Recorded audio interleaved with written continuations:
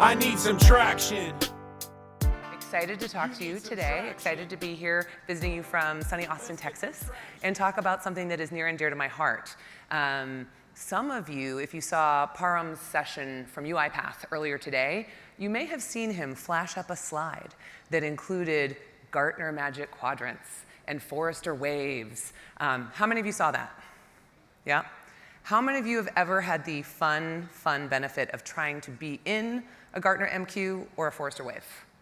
Ooh, a good little bit of it. Some of you haven't. Well, one of the things that I'm excited to talk to you about today is why it should be on your mind and why you should think about it. So before I jump in, again, my name is Kirsten. I lead marketing at Fullstory. We're a digital experience intelligence platform, and what that means is we give you insights about your users, how they're engaging with your applications, your websites, so that you can improve their experiences. So similar to what Anna was just talking about, right? Knowing their needs at the time, being empathetic to them, that's what we do. And I won't talk about Fullstory today. I'd love to talk to you about it over cocktails. But what I will tell you is some of the experiences I've had along the way, both at Fullstory and at other companies, doing the type of work that moves markets with Analyst Relations. But why should you even think about talking to me about this? Not only have I been in marketing for 20 plus years, Anna and I were exchanging jokes about how old we feel with all of our years of experience. I've helped companies like HubSpot with the inbound marketing wave. I have helped a company called Conf that you might not know become part of a unicorn brand by becoming part of a Gartner Magic Quadrant. And I'm currently helping to shape the category that Fullstory finds itself in, DXI. But in between in that journey, I was a Gartner analyst for 3.5 years. So I've been inside the belly of the beast. I know what it looks like. I know the realities. And hopefully I will be able to give you some really actionable insights of how you can think about that for your business today and going forward. Even if you're not ready to be a unicorn tomorrow, thinking about analyst relations now as an early part of your business strategy can be very relevant.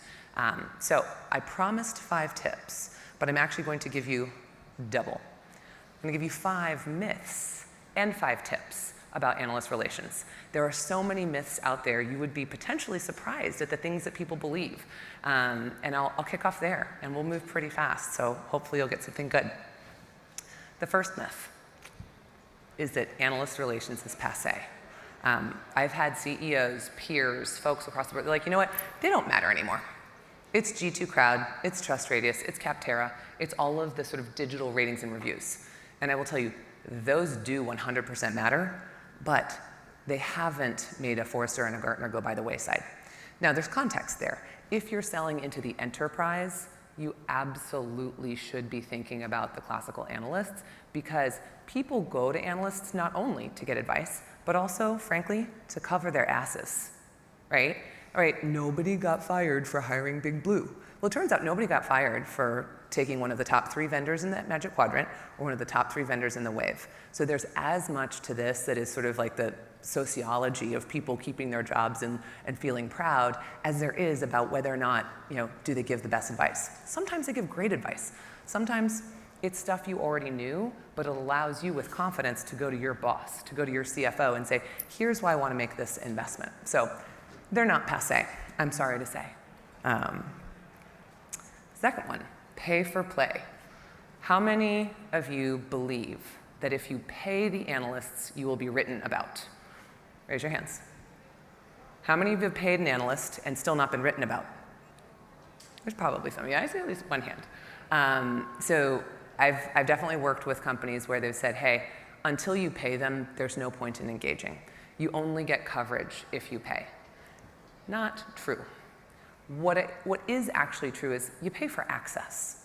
And just in the same way that y'all paid to meet up with people today where you're building a relationship, you're getting more connection. You're understanding what's relevant to them. You can read their research. Find out from them what questions their end user customers are asking them, and that gives you more contexts so that you and your software company can be more relevant to them. Having been an analyst, what I can tell you is the firewall between paid vendor clients and research analysts is super thick. It is super thick. At Gartner in particular, they're very, very proud of that. And I have even gone through what is called the ombudsman process, where a vendor that was a paying customer did not like their placement in a Magic Quadrant. We had 3 calls. It was with lawyers.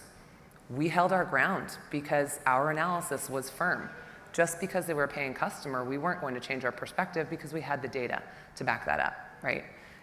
So it is not pay for play in the classical sense.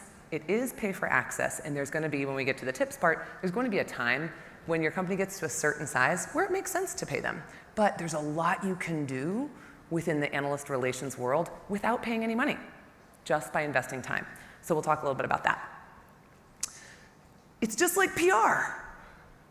You should have your PR agency run your analyst relations strategy. Please don't do this. Having been an analyst, again, if someone just like pitches me and sends me things that are like press releases, it really was, it felt demeaning to me, and it didn't feel relevant, right? They weren't thinking about my coverage. They weren't thinking about how I worked with end users. As an analyst, I got paid to do research, right? I wanted to go really, really deep. I wasn't just going to write a story because it was a blip in the news or a funding cycle. Analysts really write based on end user demand. One of the customers that I had that ultimately I couldn't make happy when I was an analyst, she was trying to get written about. And she had probably 5 or 6 different phone calls with me trying to figure out the right angle. And would we write about this? Would we write about that? And I had to have the tough conversation with her that essentially said, hey, the space you're in, it is well understood, it's commoditized, and nobody calls us to ask questions about it. So why would we write about it, right? We write things that drive value for the end customer, right? If the end customer is a CPG company or a finance company or whatever, right? Not a tech vendor. And it took a while and they were frustrated, but my feedback was, as soon as you are investing in things that are innovative, differentiated, or we're getting questions about them, right? You are in a space that has great diversity and need, that's when it actually becomes relevant. So think about that as you evaluate where and how you might engage with an analyst, and don't have it be run by PR. Ideally, run it by product marketing or product, folks that are really close to your strategy and folks that can have a deeper and more meaningful conversation. Next one is that it's tech-centric. So a lot of us, if we're building software brands, a lot of us are thinking about, hey, the analysts, all they do are Magic Quadrants and waves. That's about 20% of their research. 20%. The other 80%, it's best practices, it's tips, it's budgeting, it's how to hire, it's all a variety of things, right? Fullstory, we're in the digital experience intelligence category. That is for product managers. So the folks who write about product management, they're not just writing about analytics for product management, they're writing about how to hire a CPO, how do you structure your team, et cetera. And so putting yourself into the mindset of what the analysts are and understanding again, hey, what's the breadth of their coverage? How could you help them out, right? If they're writing about how to hire great chief product officers, could you put them together on an interview with one of your customers that's a chief product officer and both give them some value, and P.S. underlying, you're giving a little influence, right? You're sharing the story of your brand along the way. That is really important to understand because their bread and butter isn't tech vendor research, it is a much wider array. It just so happens that is definitely one of the things they're very well known for. Last one, this one's my own and it's kind of fun, mostly because every time I told people I was a Gartner analyst, they're like, oh, wow. Like, ooh, you get on stage a lot, you get to travel all the time, that must be so fun. It was fun, it was fun. Probably for me the most fun part was getting to talk to a bunch of different customers, end user customers, vendor customers, solving problems. It's the closest you ever got to being an analyst. At like a consulting company and being able to really give great advice. The challenge though, it can be a grind, right? You're like back to back to back, 30-minute calls every 10 seconds. Analysts are humans. And for me personally, one of the biggest grinds was I would give advice that never got taken. And you sit there and you're like, meh. So as a builder, I had to go back to startups because I love to build things. And it was a great experience to have been there, but it's not as glamorous as it seems. So sometimes if you're like, oh, high and mighty analyst, they're just humans, just like everybody else. They're humans that have a pretty big microphone, but there are a lot of ways that you can engage with those humans and their microphone to help build a relationship and build a brand that will help your company grow. So those are my myths. Now we're going to move on to the tips. 5 of them, relatively easy to remember, and you'll find some things reflected in here that hopefully make sense based on what you just heard. So the first, and I think this is maybe the most important, and for those of you that are CEOs in the room, please listen, because your heads of marketing will be so grateful if you hear this first one. It's about expectations. You must manage them. You must manage your own expectations. You must manage your board's expectations. Analyst relations and trying to build something in the world of a very, very tough audience, it is a marathon. It is a long marathon. I was talking to Sangram Vajre, who is the founder of Terminus, if any of you know of the ABM category, account-based marketing. And someone had said to me, like, they were like an overnight success, ABM, it's just here, it's a category. I was like, I remember, I was a marketer, I was watching this. I don't think it was overnight, let's find out. 2 weeks ago, he chatted with me, and 7 years from his first Flip the Funnel event to the time that Gartner did a Magic Quadrant on ABM, right? And it is because what the ABM category of folks, right? That was like 6 or 7 companies, demand-based, 6 Sense, et cetera. They were all investing in the category that was ABM. The analysts don't write about it when it's brand spanking new. They actually might write about something as a cool vendor or an emerging technology, but it is a long journey to get to the place where Param was talking about with Magic Quadrants and waves. So know that for yourself, right? Even if you think you are disrupting or creating a new category, it is a long journey to get that recognition in the public markets. You need to be really excited about some of the milestones along the way. A couple other things to mention. If you're in business to consumer technology, it is a little bit tougher. It tends to be a lot more B2B that gets covered by the analyst community, unless it's sort of ad tech or double-sided marketplaces. So if you're a pure B2C, this information may not be as relevant to you. But if you're a B2B, ad tech, or something that is really sold to an enterprise in some way, then the analysts are super relevant. As we mentioned, again, it's not pay to play, it's pay for access. So you may find that someone will say, oh, just pay him 100 grand, we'll get this report written. The one exception, I will say, is that Forrester, this is important to know, Gartner does not do any sponsored research. You cannot pay Gartner to get a report, full stop, right? It is purely sort of merits of how they deem the coverage. Forrester will do a paid report, but it's still a very structured process. You can buy either custom research, right? They'll go out and do a survey on your behalf. Be prepared to manage them very heavily, because it's not just say it and they will come. They need a lot of management on it. Or they can do what's called a TEI report, which is a total economic impact study. Those are actually really great.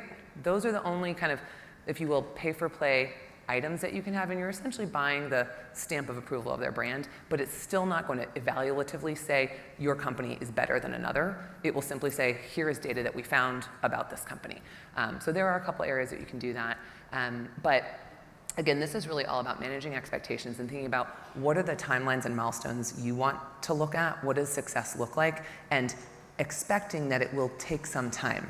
And over time, you will have more conversations, perhaps get more mentions, perhaps eventually have the opportunity to be in one of the larger reports.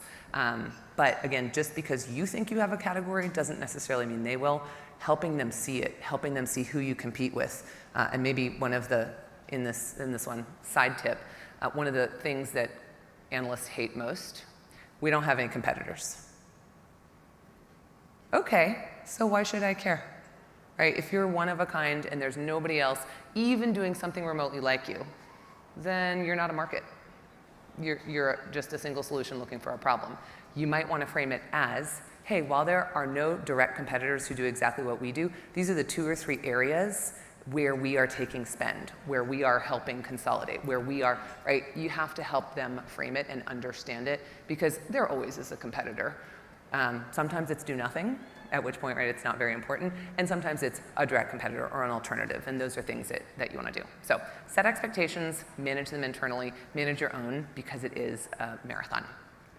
The next one is relevance. And this is one I sort of mentioned in a couple of different ways as I talked about the myths. How are you relevant? Knowing how you're relevant to an analyst is super important. Every analyst, be they Forrester or Gartner or IDC or some of the others that I don't know as well, they all have like a coverage area. And in their coverage area, they actually cover a lot of things. In fact, probably not, it's a little known fact, but I can certainly share, while the G2s and Trust Radius of the world are kind of grabbing at the heels of these players, some of those players, Gartner and Forrester, they're losing some talent. That means analysts have more coverage areas. It's not as dire as in the world of reporting, but it also means that they are spread thin over a lot of topics. And it's really important for you to build a relationship that helps you understand coverage. How do you understand coverage? Well, it turns out that some of the analyst firms, Forrester in particular, they actually publish what is an analyst writing over the next 6 months. You don't even have to pay for that, right? You can look that up. You can read almost all the analyst firms. They have blogs that they promote. It's not behind the paywall. Read the blogs of the analysts that you think are relevant to you. See what themes they're going into. Find out what they're excited about, and then use that to determine who you should be working with. Because at any analyst firm, there are hundreds of analysts. Sometimes they all look the same. So understanding their coverage areas really well is important, and understand they change. A colleague and I, that's another, she's CMO at a competitive intelligence company, we were bemoaning the fact the other day that both of us have had 3 Forrester analysts retire in the last 6 months that covered our spaces. That means we have to start all over again. But that will go to my next point. But it's really important, right? We have to figure out who is the relevant analyst. What end user companies, our customers are companies like Segment, Sendoso, SalesLoft, VMware, but also in retail, Gap, Lowe's. Who's covering the topics that those companies are interested in? I need to become friends with them. I need to build relationships with them and have my product team build relationships with them as well. So understanding what's in it for them. And if you ever have the opportunity, one of my tricks in helping Convey get onto a Magic Quadrant was showing the analysts our data, right? So if you think about it, research analysts they love research. They want to come at things from a perspective of data. And let's say that your application, in my case at this point, we were covering logistics software, transportation logistics, and the pandemic had just hit. And what was happening? You couldn't get packages delivered to your house on time, right? We had all of that data. And what we were able to do is parse that data in different ways, slice and dice it, and give exclusive access to some of the analysts. And it worked. So know what's in it for them, be relevant. Big one, investment. Really important for this group. If you are early stage, it's okay. You don't have to invest money. Briefings are free. I'm going to repeat it. Briefings are free. What is a briefing? 30, 45-minute session with an analyst to tell them about what's going on in your market. That's how analysts stay up to date on what's going on. So when you think about analyst relations, don't assume that it is too soon for you. If you know there are analysts who care about the space you're in and who are writing about topics that are relevant to you, request a briefing. Be really explicit about what you're going to share in it. Both of these firms, they have forms online. You request a briefing, and they can turn them down, but if you make it a compelling enough reason, they're likely to want to learn about you, just because they don't want to not be in the know. When someone says there's a new cool kid on the block, they want to know. So briefings are free. Only start investing when you're ready, and be sure to test the product. All of them offer proofs of concept, so you can talk to analysts and see if they really are copacetic with you. Second to last, very quick one, advice. Accept it. Accept the advice. Analysts are there to give you advice. They're actually a mirror of your market. They talk to your end users every day, right? A lot of folks go in pretending they know it all, and there's a lot you do know. But man, sometimes the analysts do have a gem. Who should you partner with? What M&A might you do? What features are most important? What is the pain your customer is feeling? They have that value, so take it for what it's worth and actually ingest that back into your offerings. And last but not least, bring people with you. This is a team sport. I firmly believe that analyst relations should be led by product teams, product marketing teams, but your CEOs should be part of it. You should have folks maybe even from engineering. Like if you have a data scientist who's brilliant and actually good in front of an audience, bring them in. The more relevant and thoughtful people you can bring to your conversations, the more relationships you can develop, and the more those people can help you get angles that an analyst will care about. So with 10 seconds left. I'm going to summarize for you. You heard 5 myths. Please don't believe most of them. There's very little truth to almost any of them. There's nuances. But please do think about how you can manage expectations, be relevant, right? What's in it for them? Think about your investment. Start with time. You don't have to invest money at the very beginning. You can start with just time and relevance, accept their advice, and bring along your team. Hopefully with that, that'll put you on the path to, whether or not it's an MQ or a wave, at least a great relationship with a B2B analyst who can help your business thrive and help you become a unicorn, like UiPath or Fullstory or the like. But that is all I have for you today. Love to chat more with you about Analyst Relations and anything I can help with after the sessions.